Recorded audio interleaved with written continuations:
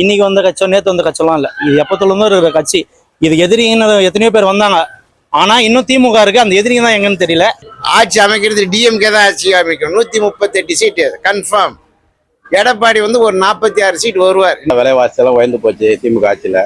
இது வரைக்கும் எந்த நல்லதுன்னா எங்க பார்த்தாலும் ஒரே கொலை இதான் நடந்துட்டு இருக்கு. அதனால இந்த முறை கண்டிப்பா ஏடிஎம்கே தான் வரும், எடப்பாடியா தான் வருவார். அதெல்லாம் பொய்யான கருத்துப்பா. எந்த ஆட்சியிலுமே நடக்கலன்னா நம்ம சொல்லக்கூடாது. இந்த ஆட்சியில நடந்தது அந்த ஆட்சியில் நடக்குது. இந்த ஆட்சியில் நாங்க துரிதமா நடவடிக்கை எடுக்கிறோம். அதனால இப்ப எல்லாருக்கும் தெரியுது போன ஆட்சியில் நடந்திருக்கோ அது வெளியே வரல. இந்த நலத்திட்டங்கள் எல்லாமே வந்து கரெக்டாக ஃபாலோ பண்ணுவாங்க, எல்லாமே வந்து ஒரு மாற்றத்தை கொண்டு வருவாங்க. இருக்கிறத விட இன்னும் கொஞ்சம் நல்லா பெட்டராக பயங்கரமாக பண்ணக்கூடிய வாய்ப்பு இருக்கு. அதிக வாய்ப்பு வந்து எடப்பாடிக்கு இருக்குது சார். நல்ல ஆட்சி கொடுத்தாரு, அதனால நான் சொல்றேன். நிறைய செய்யறாரு. இப்போ வர விசாரத்தில் எடுத்தாக்க நிறைய இது செஞ்சிருக்காரு. தண்ணி போறது நல்லா வசதி இருக்குது. இப்போ அந்த மேம்பாலெல்லாம் போட்டு நல்லா கிளியர் பண்ணி வந்தாங்க. இந்த ஆட்சியில் நல்லா இருக்கானாக்கா அவர் நல்லா சிறப்பாகவும் செஞ்சுட்டு இருக்கா. இதுக்கப்புறம் சிறப்பாக அவர் நல்லா செய்வாரானாக்கா. வரப்போது விஜய் தான் போட போகுது. ஓகே, போறோம் எது பாராம தெரியாது. நான் போறது விஜய் தான் போட போறேன். நாங்க சொல்றதும் செய்வோம், சொல்லாததையும் செய்வோம். அதுதான் திமுக. எங்க தலைவர் சொன்னதுன்னா ஓட்டு போட்டவனும் நான் தான் சிஎம், ஓட்டு போடாதவனும் நான் தான் சிஎம்.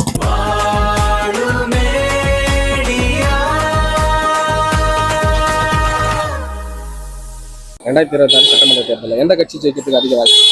கண்டிப்பா திமுக தான் ஜெயிக்கும். ஏன்னா அவர் பண்ண சாதனைகள் அவ்வளோ பண்ணியிருக்காரு. ஏன்னா இப்போ குழந்தைங்கள இருந்து பெரியவங்க வரைக்கும், ஸ்கூல் ஸ்டூடெண்ட்டு, பிறக்காத குழந்தை எல்லாத்துக்குமே சேர்த்து ஒரு திட்டங்களை எடுத்து வந்தது யாருன்னு பார்த்தீங்கன்னா கலைஞரோட மகர் மு.க. ஸ்டாலின் அவர்கள் மட்டும்தான். தலைவர் மாதிரி ஒரு அவர் தான் வந்து அந்த ஸ்ட்ராட்டஜி கிங்குன்னு சொல்லுவாங்க. அவ்வளோ இது எடுத்து வந்திருக்காரு. அதனால கண்டிப்பாக திரும்ப திமுக தான் வரும். அவர் சொல்றதையும் செய்வார். சப்போஸ் எதனா 1 2 இப்போ வரப்போகிற சூழ்நிலைக்கு ஏற்ற மாதிரி தான் சொல்லாமல் வந்திருப்பாரு. ஆனால் சப்போஸ் அந்த சூழ்நிலை அப்போ அதையும் பண்ணிடுவார். இது நம்ம சொல்லலையே, இது ஏன் பண்ணணும்லாம் கேட்க மாட்டார். மக்களுக்கு என்ன தேவையோ அதை அப்பயே பண்றவர் தான் மு.க. ஸ்டாலின். 2026 வந்து டிஎம்கே டிவி தான் போட்டி அப்படின்றாங்க. அதை நீங்க எப்படி பாக்குறீங்க? யாருன்னா அதான் நம்ம ஜனநாயகம் தான். யாருன்னா வரலாம், யாருன்னா பேசலாம், வரட்டும். ஆனா போட்டின்றதுலாம் எதுவுமே இல்லை. ஏன்னா இது வந்து இன்னைக்கு வந்த கட்சியோ நேற்று வந்த கட்சியெல்லாம் இல்லை, இது எப்போத்துலேருந்தும் இருக்கிற கட்சி. இது எதிரின்னு எத்தனையோ பேர் வந்தாங்க, ஆனா இன்னும் திமுக இருக்கு. அந்த எதிரிங்க தான் எங்கன்னு தெரியல. கண்டிப்பா வந்து திரும்ப திமுக தான் வரும், எங்க தலைவர் தான் வருவார். இப்போ நம்ம ராணிப்பேட்டை சட்டமன்ற தொகுதி பொறுத்தவரைக்கும் யார் ஜெயிப்பாங்கன்னு சொல்றீங்க? இவர் நமக்கு சாதனை செம்மல் தான் ஜெயிப்பாரு. ஏன் சொல்றேன்னா அவர் 234 தொகுதியிலையும் அதை விட அதிகமான வாக்கு யார் பெறுவான்னு பார்த்தீங்கன்னா நம்ம காந்தியண்ணன் தான் பெறுவார். ஏன்னா அவர் பண்ணியிருக்க இது வந்து அவ்வளோ பண்ணியிருக்காரு. நீங்க வந்து எந்த ஒரு ஃபங்க்ஷனாக இருக்கட்டும் அதுக்கு வராமல் அவர் இருக்கவே மாட்டார். அவ்வளோ ஃபங்க்ஷனுக்கு வருவார். சப்போஸ் அவரால் வர முடியலையா அவங்க வீட்டில் இருக்கவங்களே அமுச்சு விடுவார். அவ்வளோ கல்யாணம் இருக்கும், ஃப்ரெண்டு சொந்தக்காரங்க, நம்மளாலே போக முடியாது, ஒரு மாதிரி அலட்சியமாக இருக்கும். ஆனால் அவர் ராணிப்பேட்டை மாவட்டம், அது இல்லாமல் அவர் காஞ்சிபுரம் பொறுப்பு அமைச்சர், எல்லாத்துலேருந்து அவருக்கு ஒரு அழைப்பு வரும். கண்டிப்பாக எல்லாத்தையுமே போய் அட்டன் பண்ணுவார். மூஞ்சி சுளிக்கவே மாட்டார். அதுதான் எங்கள் சாதனை செம்மலோட ஹைலைட்டே தான். மூஞ்சி சுளிக்கவே மாட்டார்.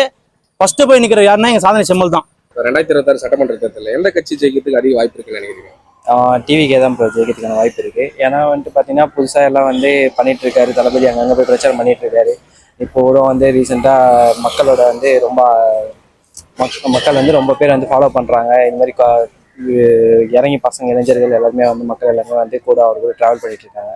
மோஸ்ட்டாக வந்து டிவிக்கு வரதுக்கான வாய்ப்பு இருக்கு. கண்டிப்பாக தளபதி தான் வருவார். இப்போ டிவிக்கு வந்தால் என்னென்னலாம் செய்வாங்கன்னு நினைக்கிறீங்க? டிவிக்கு வந்தாங்கன்னா ஏற்கனவே ஒரு ஆட்சி இருந்துச்சு, அவங்கள மீறி இவங்க தான் வரணும்னு நீங்க சொல்றீங்க. அப்ப இவங்க வந்து என்ன பண்ணுவாங்கன்னு நினைக்கிறீங்க? அவங்க வந்து இப்போ வந்து புதுசாக அறிக்கை விட்டுருக்கிற நலத்திட்டங்கள் எல்லாமே வந்து கரெக்டாக ஃபாலோ பண்ணுவாங்க, எல்லாமே வந்து ஒரு மாற்றத்தை கொண்டு வருவாங்க. இருக்கிறத விட இன்னும் கொஞ்சம் நல்லா பெட்டராக பயங்கரமாக பண்ணக்கூடிய வாய்ப்பு இருக்கு. அதனால வந்து நான் டிவிகேக்கு மோஸ்ட்டாக வந்து சப்போர்ட் பண்ணுறேன். ராணிப்பேட்டை தொகுதிக்கு வந்து டிவிகேக்கு வரதுக்கான வாய்ப்பும் இருக்கு. ஏன்னா வந்து பார்த்தீங்கன்னா இப்போ இளைஞர்கள் வந்து நிறையா வந்து அவங்களுக்கு வந்து சப்போர்ட் பண்ணுறதுனால வந்து மோஸ்ட்டாக அவங்களுக்கு வந்து வாய்ப்பு இருக்கிறதுனால வந்து என்னோட இதுக்கு வந்து நான் தெரிவிக்கிறேன். 2026 சட்டமன்ற தேர்தல் கண்டிப்பா கட்சிக்கு வந்து அதிக வாய்ப்பு இருக்குன்னு நினைக்கிறீங்க? 4 தொகுதியிலையும் டிஎம்கே தான் வரும், கவலையே படாது. இந்த சுத்தோட்டத்தில் சரௌண்டிங் ராணிப்பேட்டை சுத்தோட்டம், ராணிப்பேட்டை, ஆற்காடு, சோளிங்கர், அரக்கோணம், இந்த 4 தொகுதி சர்வே பண்ணாக்கா டிஎம்கே தான் வரும். அதுல எந்த ஒரு மாற்றமும் கிடையாது. ஓவராலா தமிழ்நாடு பொறுத்த வரைக்கும் எப்படி ஆட்சி அமைக்கிறது டிஎம்கே தான் ஆட்சி அமைக்கும். 138 சீட்டு கன்ஃபார்ம். எடப்பாடி வந்து ஒரு 46 சீட் வருவார் இன்ஷா அல்லாஹ். கருப்பழிப்பு வரிப்பு இவன் எடப்பாடி ஆட்சியில மட்டும்தான் நடக்கமே இருக்கும். சொல்லு, அவரு அம்மா இல்லாதனால ஆட்சி இதுதான் ஃபர்ஸ்ட் டைம் எலெக்ஷனை சந்திக்கிறது. இதுல வெண்டு வந்தாதான் அவரு குறைகள்லாம் சார் ஒரு இதுனாக்கா குறைகள் இருக்கதான் செய்யும். அது மொத்தத்தையும் சர்வே பண்ண முடியாது, புரியுதுங்களா? இருக்கு அண்டர்ஸ்டாண்டிங் பண்ணிட்டு தான் போன மக்கள் எல்லா மக்கள்லாம் தெளிவாகிறாங்க. புரியுதா? இந்த தொகுதியில் வேட்பாளர் சரியில்லை, அதனால டிஎம்கே தான் கெளிக்கும். ரோடு பாலம் எல்லாமே கட்டினாரு, அவர் ஒன்றும் பிரச்சனை கிடையாது. ஏரியில தான் சொதிப்பு விட்டாரு, அது மட்டும்தான் அவருக்கு பண்ணாத குறை ஒன்று. ராணிப்பேட்டை தொகுதி பொறுத்த வரைக்கும் இங்க ஆமா. வாய்ப்பு இருக்கு. காந்திக்கு இருக்கு, கன்ஃபார்மா இருக்கு.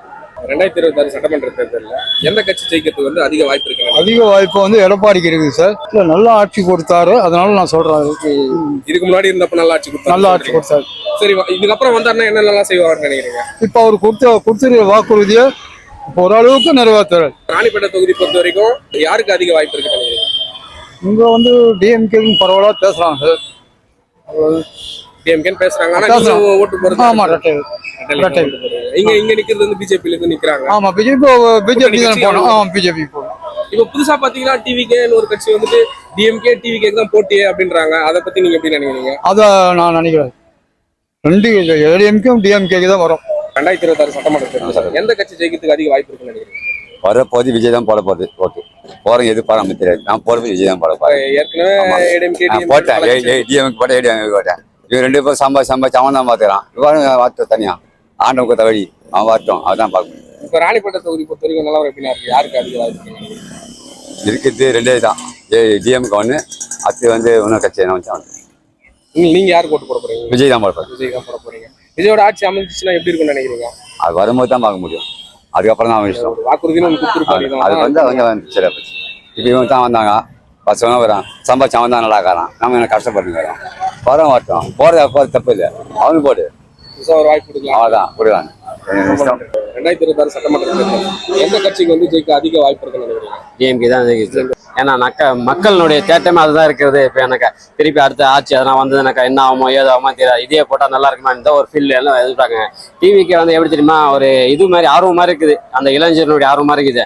ஆனால் அரசியலில் பார்த்தா இது வரதுக்கு வாய்ப்பு இல்லை, 100% வரதுக்கு வாய்ப்பு இல்லை. 2026 போட்டியே வந்து எங்க 2 பேருக்கு தான் அப்படின்ற மாதிரி சொல்லிட்டு இருக்காங்க. இதுக்கு முன்னாடி வரைக்கும் ஏடிஎம்கே, இப்போ நாங்க தான் வந்து எதிரான இருக்கோம் அப்படின்ற மாதிரி சொல்றீங்க. அதை வந்து நீங்க எப்படி பாக்குறீங்க? சார், ரசிகருடைய கூட்டம் இருக்குது, ஆனா ஓட்டு போடுவாங்கன்னா கம்பல்சரி யாரும் ஓட்டு போட மாட்டாங்க. ஆனா நிறைய செய்யறாரு. இப்போ வர விசாரத்தில் எடுத்தாக்க நிறைய இது செஞ்சிருக்காரு ஒரு பாட்டு நேக்கப்படுமா.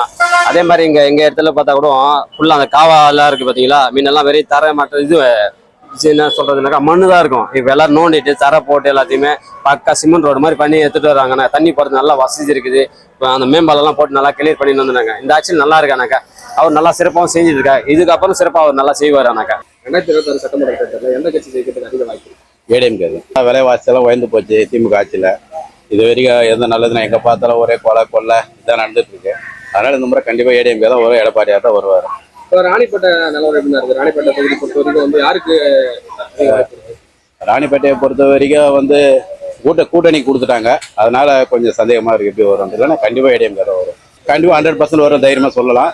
இப்போ தாமரை கொடுத்ததுனால வந்து கொஞ்சம் கஷ்டம் இருந்தாலும் போராடி ஜெயிச்சிருவாரு. இப்போ மகளிருக்கு ஏற்றவொன்னே ஃபர்ஸ்ட் கையெழுத்து 10,000 ரூபா கொடுன்னு சொல்லியிருக்காரு, 3 சிலிண்டர் கொடுக்குறேன்னு சொல்லியிருக்காரு.